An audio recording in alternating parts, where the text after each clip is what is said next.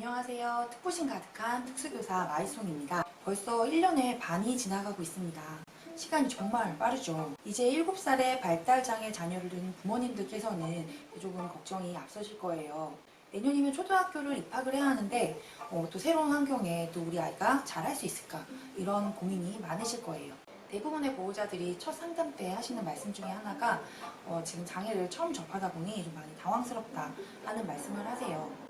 그렇죠. 당황스럽죠. 당연합니다. 아직 받아들이지 못한 상황에서 또 초등학교라는 새로운 환경에 우리 자녀를 보내야 된다는 사실 자체만으로도 불안함과 두려움이 크실 거라고 생각되어집니다. 예전 영상에서 말씀드렸듯이 초등학교 입학에 대한 본격적인 상담, 그다음 학교 탐색은 9월에서 11월 사이에 하셔도 됩니다. 그렇지만 지금부터 초등학교 입학을 위해서 하셔야 할 것이 있습니다. 초등학교 입학 전 우리 아이가 보다 빠르게 학교 생활에 적응할 수 있도록 부모님께서 자녀에게 해줄 수 있는 것이 무엇인지에 대해서 오늘 이야기를 해보려고 합니다. 첫 번째가 화장실 표현하기입니다. 장애의 정도에 따라서 화장실을 스스로 갈 수 있는 아이도 있고 스스로 아직 못 가는 아이들도 있을 거예요. 하지만 이게 중요한 게 아니에요. 화장실을 표현할 수 있는 방법을 익히는 것이 중요합니다. 귀저귀를 차든 소변을 볼 수 있지만 자주 실수를 하든 소변을 볼 수 있고 대변은 스스로 처리를 못하는 등의 그런 것들은 특수교사에게 크게 중요한 일이 아니에요. 그리고 이런 상황에 단련되어 있기 때문에 이렇게 우리 아이가 소변을 못 가린다고 해서 실수를 자주 한다고 해서 학교에 눈치 보거나 너무 막 미안한 마음이 들거나 혹시 우리 아이가 이걸로 미움을 받는다거나 그런 생각은 전혀 안 하셔도 될 것 같습니다. 다만 화장실을 표현하는 방법을 가정에서 지금부터 연습을 하고 가면 더 좋습니다. 화장실을 표현하는 방법이란 이런 거예요. 화장실에 가고 싶다고 말이나 행동, 혹시 표정으로 표현하는 것입니다. 집에서는 되게 화장실이 급하면 그냥 달려가거나 이제 부모님들께서 그 자녀의 그냥 미세한 표정만 봐도 캐치를 할 수 있었어요. 그래서 의외로 학교에 왔을 때 그냥 수업 시간에 화장실 가고 싶다고 교실 밖을 달려나가는 친구나 혹은 참다가 정말 급해서 달려가다가 중간에 실수를 하는 학생이 의외로 많습니다. 화장실에 가고 싶어요. 화장실, 쉬, 아니면 손가락으로 화장실 쪽을 가리킨다거나 그것도 어려운 자녀의 경우에는 표정에서 이렇게 약속을 정하는 거예요. 일관성 있는 규칙을 정해놓으면 학교에 가서도 그 규칙에 맞게 화장실을 표현할 수 있어요. 이거는 장애 정도가 아무리 심해도 6개월 정도만 매일 꾸준히 이걸 그 상황에 맞게 계속 알려주시면 어느 정도 다 가능합니다. 이거는 습관이거든요. 습관이 자리 잡힐 수 있습니다. 그렇게 가정과 학교와 일관성 있게 화장실의 표현 방법을 할 수 있다면 체험학습에 나가거나 교실 밖에 단체 활동을 할 때도 언제든지 특수교사나 특수교육 실무사에게 화장실 표현을 할 수 있고 그리고 그 실수를 줄어드니까 더 많은 교육 활동에 참여할 수 있게 돼요. 저는 두 번째는 인사하기를 꼽고 싶습니다. 사실 양치질하기, 옷 갈아입기 등 스스로 하면 학교 오기 전에 미리 할 수 있는 것이 있으면 좋겠지만 저는 그런 다양한 것들 중에서 학교의 생활에서 중요한 것은 인사하기라고 생각을 합니다.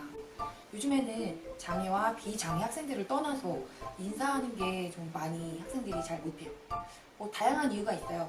다양한 이유가 요즘에는 낯선 사람한테도 경계를 해야 된다 이런 것도 있고 쑥스러워하는 아이에게 굳이 인사를 시킬 필요가 있냐 모든 가정의 이제 그런 스타일에 맞게 하기 때문에 인사를 강요를 그렇게 하는 시대는 아니에요. 하지만 저는 우리 반 학생들에게 중요하게 가르치는 것이 인사하기예요.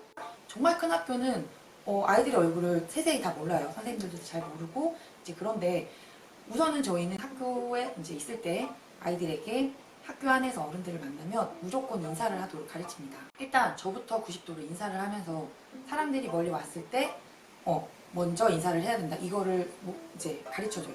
이게 왜 중요하냐고 하면 이동성의 편리를 위해서 특수학급의 위치가 되게 건물 한켠이나 별관에 있는 경우가 많습니다. 주차하기도 편하고 경사로가 이제 들어가야 되니까 조금 동떨어진 위치에 있는 경우가 많아요. 학생이 적든 많든 간에 우리 반 학생들의 존재감이 묻혀요. 근데 인사라는 것은 사실 정말 자신을 긍정적으로 알릴 수 있는 가장 좋은 방법이거든요. 돈 들지 않고 힘들이지 않고 할 수 있는 가장 좋은 자신을 어필할 수 있는 방법이에요. 저는 우리 반 아이들에게 인사만큼은 정말 제대로 할 수 있도록 가르칩니다. 그래서 우리 아이들은 정말 인사를 잘해요. 장난으로 안녕하세요 막 이런 게 아니라 허리를 굽히고 안녕하세요 이렇게 바르게 인사하는 모습.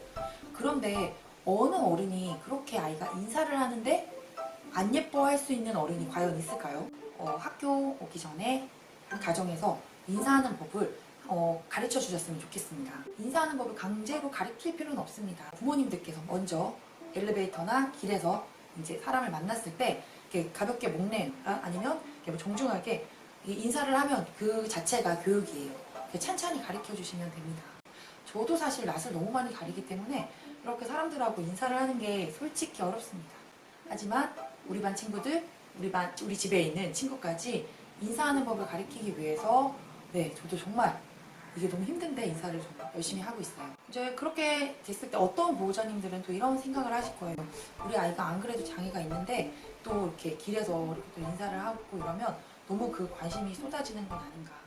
또 이런 걱정을 또 하십니다.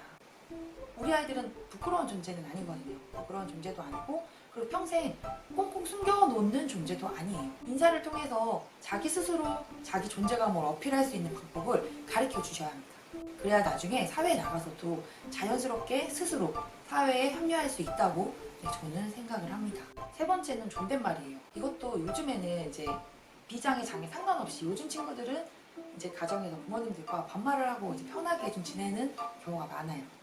그런데 이제 비장애 학생들의 경우에는 존댓말과 반말의 호환이 가능해요.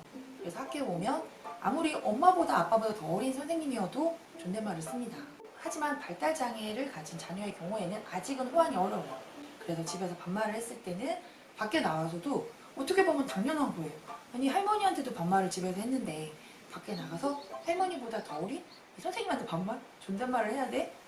그리고 이미 습관이 안 돼 있기 때문에 계속 가르쳐도 자꾸 반말이 나올 수밖에 없어요. 그래서 학교에서 이 존댓말 가르치는 게 너무 어려워요. 이렇게 습관을 잡히는 게 너무 시간이 많이 걸리는데 뭐 또 어떤 보호자님들은 이렇게 생각을 하시겠죠.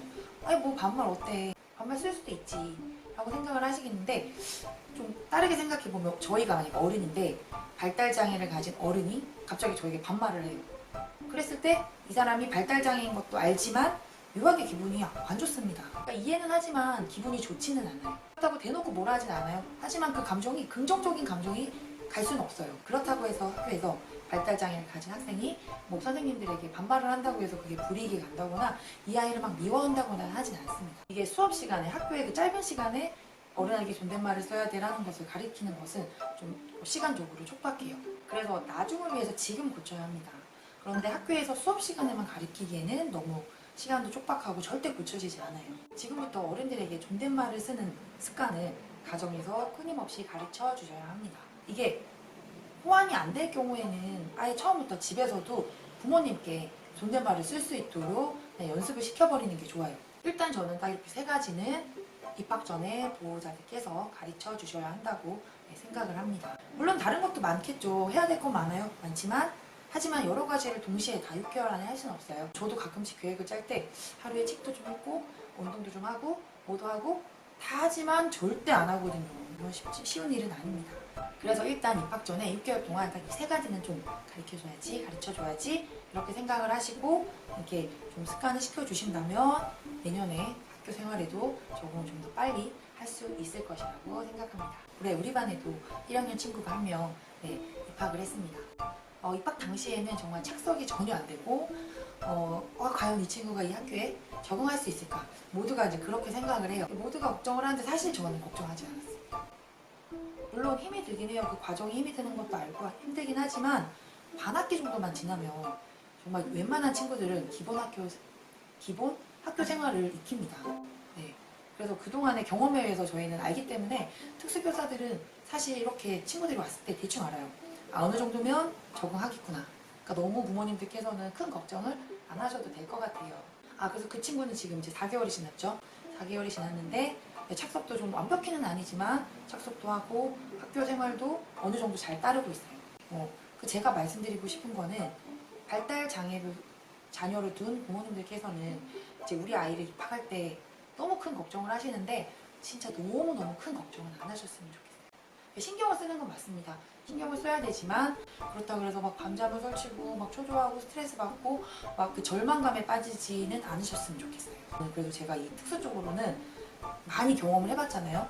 그래서 많은 새 친구들을 많이 받아보고 해봤는데 일단 우리 아이를 믿으셔야 합니다. 또 새로운 아이들을 만나면 그 아이들이 정말 난동을 부려도 믿어요. 이 친구들을 몇 달 지나면 금방 이 환경에 또 금방 적응해요.